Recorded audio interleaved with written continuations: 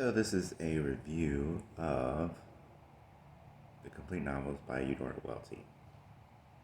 So I usually don't read 5 novels in a row by the same author, but of course these novels are short. Not sure what the difference is between a novel and a novella, but I read all 5 of these in a row. And my hypothesis is that if I turn to the first paragraph of each of the 5, I will immediately remember the unique style of one of which 5 I'm in, and of course that there's a consistency across the 5 that is specifically Eudora Welty. Alright, so let's try the first of the 5. Generally speaking, I would prefer if each one was its own book. It was kind of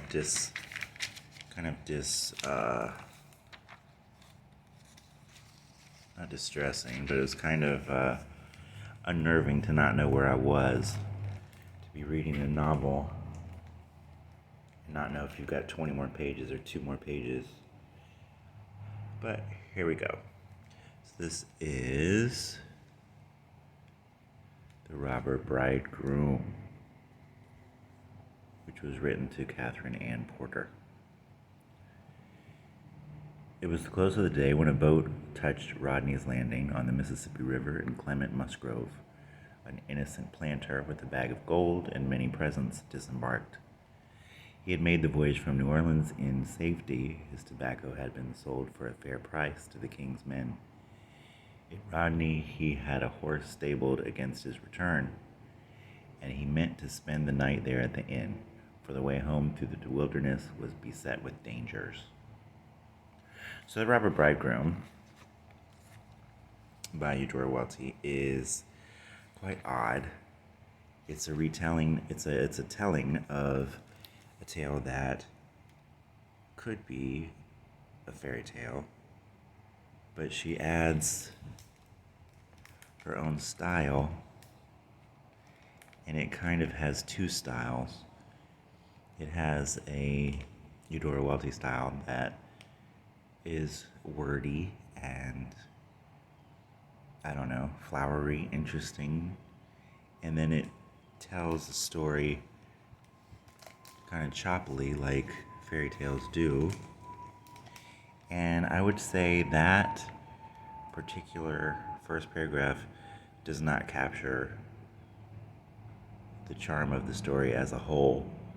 There were times when I was reading it where I was like laughing out loud, and I was saying to myself, did she really just say that?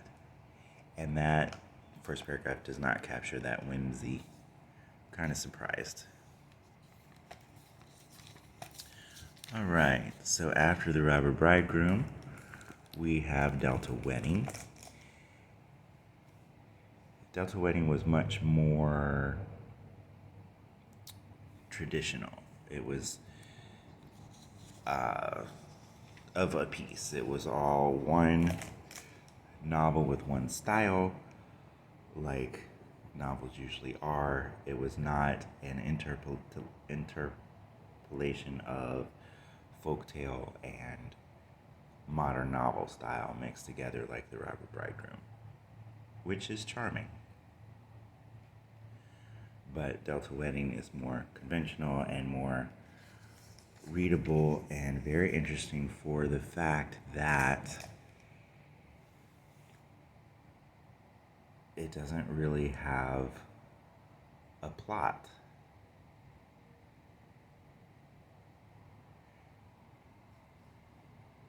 The nickname of the train was the Yellow Dog. Its real name was the Yazoo Delta. It was a mixed train. The day was the 10th of September, 1923, afternoon. Laura McRaven, who was 9 years old, was on her first journey alone. She was going up from Jackson to visit her mother's people, the Fairchilds, at their plantation named Shellbound at Fairchilds, Mississippi. When she got there, poor Laura, little motherless girl, they would all run out and say, for her mother had died in the winter, and they had not seen Laura since the funeral. Her father had come as far as Yazoo City with her and put her on the dog. Her cousin, Dabney Fairchild, who was 17, was going to be married. But Laura could not be in the wedding for the reason that her mother was dead. Of these facts, the one most persistent in Laura's mind was the most intimate one, that her age was 9. I would say again that first paragraph instantly memorable to me because Delta Wedding was memorable. Delta Wedding to John Robinson.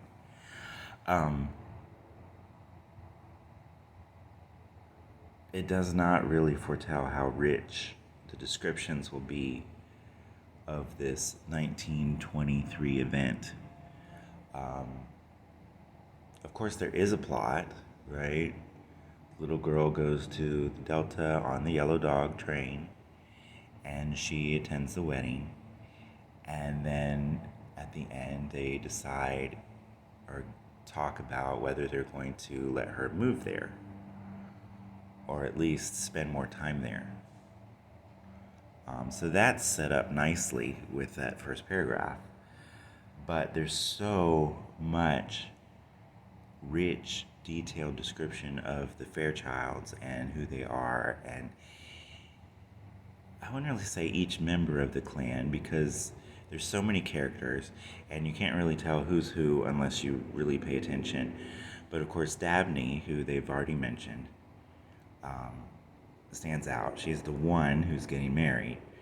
But it isn't really about her. It isn't really about the wedding, although there's a lot of preparation going on for the wedding. But we see and hear the inner thoughts of people off and on intermittently, and they just run through that house proclaiming, and it's very dramatic about the ordinary. It's very rich. I would definitely recommend Delta Wedding.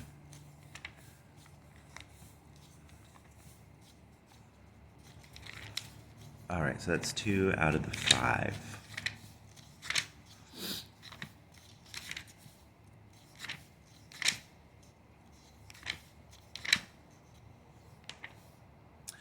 The Ponder Heart. See, I've gone past it. When I read a book, I would prefer, as I already said, to open it up to the beginning and read to the end, not have different chapters in one book. If I'm loving the book, I want to be able to slow down before I get to the end. If I'm hating the book, I want to be able to say to myself, well, I only have a couple more pages, let's keep going, or give up, but I hardly ever give up. All right, The Ponder Heart. To Mary Louise Aswell, William and Emily Maxwell.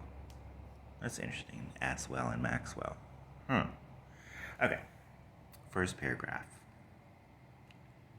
My Uncle Daniel's just like your uncle if you've got one, only he has one weakness. He loves society and he gets carried away. If he hears our voices, he'll come right down those stairs, supper ready or no. When he sees you sitting in the lobby of the Beulah, he'll take the other end of the sofa and then move closer up to see what you've got to say for yourself. And then he's liable to give you a little hug and start trying to give you something. Don't do you any good to be bashful. He won't let you refuse. All he might do is forget tomorrow what he gave you today and give it to you all over again. Sweetest disposition in the world. That's his big gray Stetson hanging on the rack right over your head. See what a large head size he wears. I would say once again that first paragraph does not capture the consistency that we're in for. The Ponder Heart is one huge monologue. she just talked about sitting on the couch next to her uncle and what he would say and what he would do. But the whole novella is consisting of her talking in one conversation. So it's as if you were on the couch with her and she is talking and talking and talking and talking and talking. So it's definitely the most idiosyncratic work in that it's a monologue, but it's also the voice of a particular very interesting character who does not shut up. And she happens to have the middle name of Earl, Earle, like Diana Ross. Diana Ernestine Earl Ross. And this is Edna Earl. I find it weird that there's girls named Earl, or containing the name Earl, but there you go. So the Ponder Heart will showcase Welty's ability to capture a particular character, unlike Delta Wedding, discussed previously, in which she flows in and out of the thoughts and actions of lots and lots of characters. This is the telling of the point of view of one particular Edna Earl.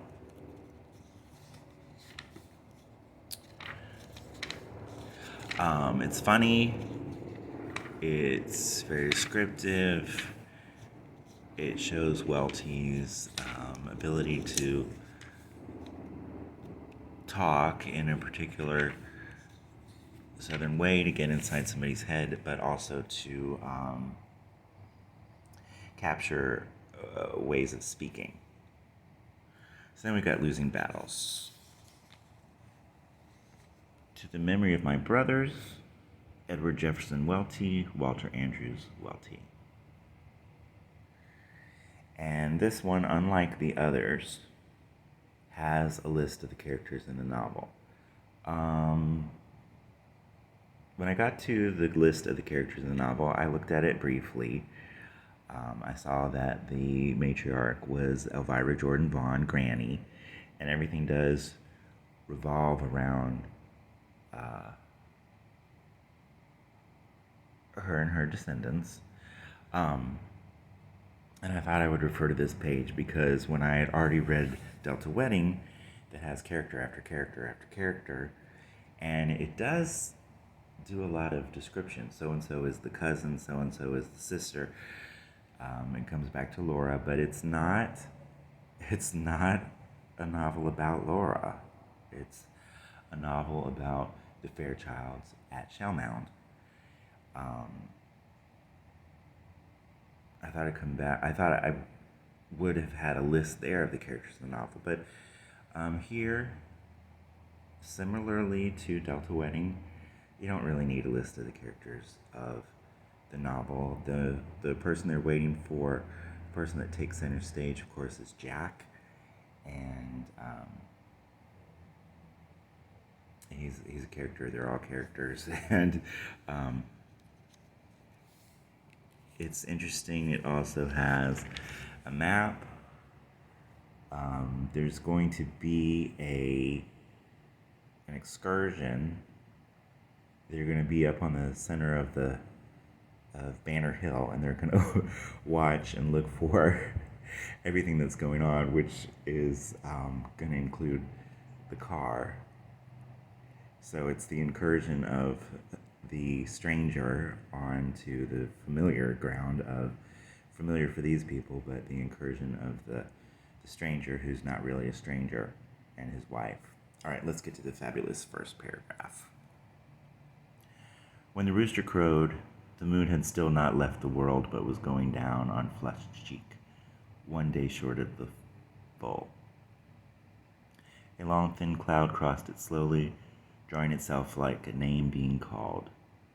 The air changed, as if a mile or so away a wooden door had swung open, and a smell, more of warmth than wet, from a river at low stage, moved upward into the clay hills that stood in darkness. Okay. Yeah, again, not what I was expecting. Um, the novel itself, Losing Battles, is so character driven, um, just like Edna Earl, The Ponder Heart, and just like Delta Wedding, just so many characters and so much of what they do. The Robert Bridegroom doesn't have the characterization of the others because it is like a fairy tale. It does just, the characters are the man, his second wife, the stepmother, and the daughter. And then it throws out some names, Mike Fink and other folktale names interwoven together. But this one, Losing Battles, the first paragraph does not even contain any characters. So it's like she's aware, or she's gone back and made it this way, that she's setting the stage because she's framing it with the setting. But again, it's got lots of characters, and it's not about the plot, and it's about the telling of this particular way of life. Okay, let's move on. That's Losing Battles.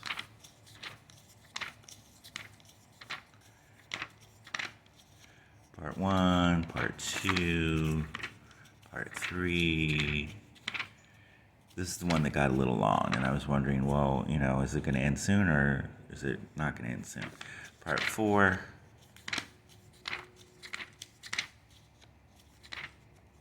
Part 5. And no, the structure wasn't apparent enough for me to remember what each part was about. I'm sure it was more structured than I noticed at the time. Part 6. Is that the last part? Yeah. So it's got 6 parts. All right, let's get to The Optimist Daughter. The Optimist Daughter I had read before. I discovered Welty in a short story class. Probably in that class I only read one story of hers. I don't remember what story it was. Kind of wish I did. Kind of wish I could go read that one again now. And kind of frame my study of Welty over the years. I instantly loved that short story. I instantly added her to the list of authors to read some more of. And at some point I had read The Optimist Daughter before now. And I read it again. All right, let's get to that first paragraph. This one is dedicated for C.A.W. A nurse held the door open for them, Judge McKelvey going first, then his daughter Laurel, then his wife Fay. They walked into the windowless room where the doctor would make his examination. Judge McKelvey was a tall, heavy man of 71 who customarily wore his glasses on a ribbon. Holding them in his hand now, he sat on the raised throne-like chair above the doctor's stool, flanked by Laurel on one side and Fay on the other.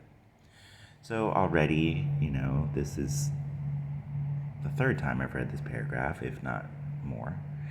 And already she has set up the plot and the setting and the characters in a traditional way right here in the first paragraph. And it is indeed a story about those 3 people, Judge McKelvey, his daughter Laurel, and his wife Fay. And they are the central characters. Laurel does, she doesn't flat out tell the tale, but it's told through her eyes. But the 3 of them figure so prominently, and they're set up right here from the first paragraph. In the other works, The Robert Bridegroom, it is, of course, about the daughter, and she has a father and a stepmother, just like in this story. But in The Robber Bridegroom, it's about many, many characters. You see things from all different points of view. You've got the strangers who are not in the family. You've got the robber bridegroom who comes into the family. It's just all over the place, with lots of characters, and with it's not just about the daughter. This is about the daughter, the mother, and the stepmother, or the second wife. Then we've got Delta Wedding, which is all over the place, lots and lots of characters. Laura is at first introduced at first. She comes around at the end, but in between, lots and lots of stuff goes on with lots of different people, and really nothing goes on because they're just talking a lot about very little happening. Then we've got Losing Battles. They're waiting for Jack. Jack shows up, takes first place, takes over pages and pages and pages of the novel, and wasn't even in the first part. Granny is just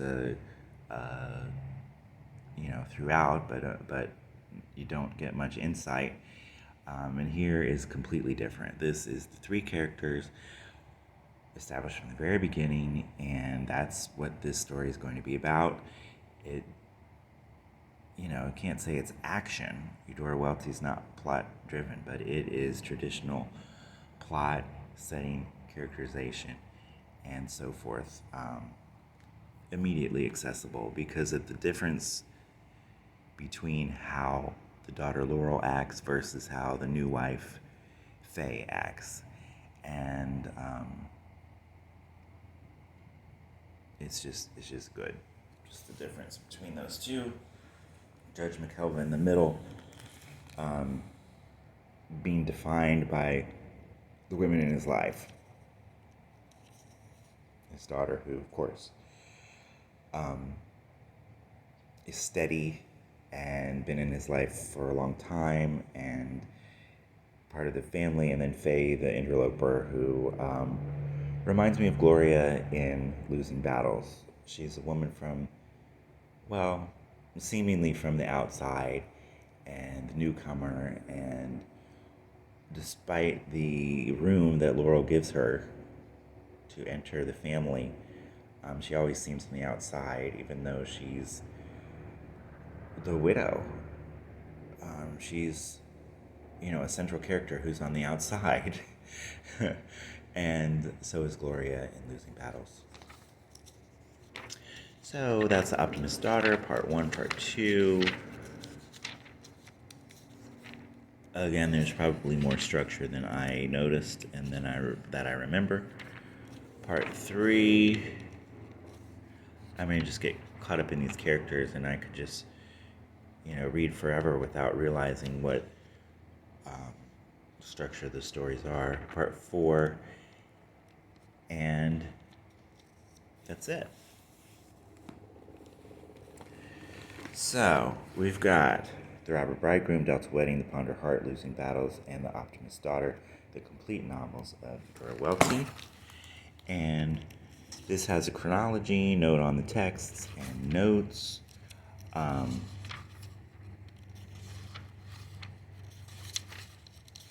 Which is great. If you're going to read 5 novels by somebody, you're going to get interested in what their life was and when these texts were written, and this was over the course of a 50-year career. In her career spanning 5 decades, Eudora Welty has chronicled her Mississippi with a depth and intensity matched only by William Faulkner. This is a paragraph introduction or jacket flyleaf description by Joyce Carol Oates. Joyce Carol Oates is probably my favorite author currently writing. People that aren't writing anymore, I would say Edith Wharton and Thomas Hardy. Eudora Welty, Isabel Allende.